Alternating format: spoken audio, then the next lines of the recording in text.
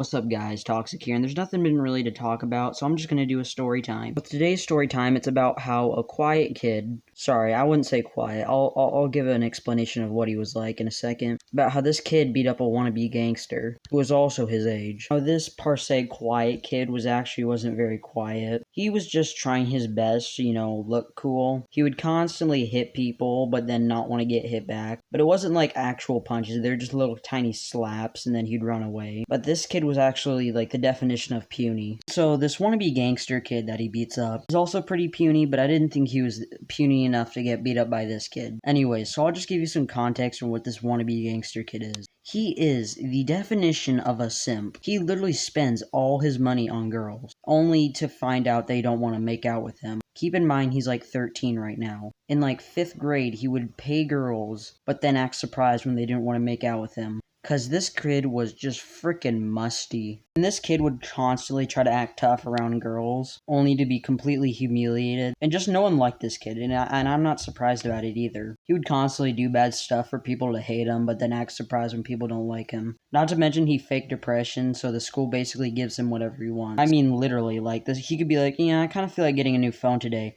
And they'll like call up the main office like, yo, can you hop on Amazon and like order this kid a freaking iPhone? And so this already made him look bad. Like no one liked him because of this. But anyways, this kid's talking about how when he grows up, he's going to be shooting people and he's going to be in a gang and stuff. And you can obviously tell he's just a wannabe. Anyways, one day it's at band and he's kind of friends with this like wannabe quiet kid, I don't know. And he's been just kind of annoying this kid all through band class. He's been just kind of saying rude shit. But then eventually he said something that kind of annoyed this kid or offended him. Enough to offend him that just pissed him off to the point where he snapped, stood up and just socked him in the throat. And then, so this wannabe gangster kid, he was always talking about how he's gonna beat people up, he's on the ground just crying and just choking on his own breath. And then finally, when he can talk again, he goes, call an ambulance and get a nurse in here, and starts acting like he just got shot in the arm or something. And if this already wasn't bad enough, the kid just starts curb stomping him while he's on the ground. And the band director had to go over there and like pull him away. Not gonna lie, after the history this wannabe gangster kid has, I feel like he kind of deserved this, and this is just kind of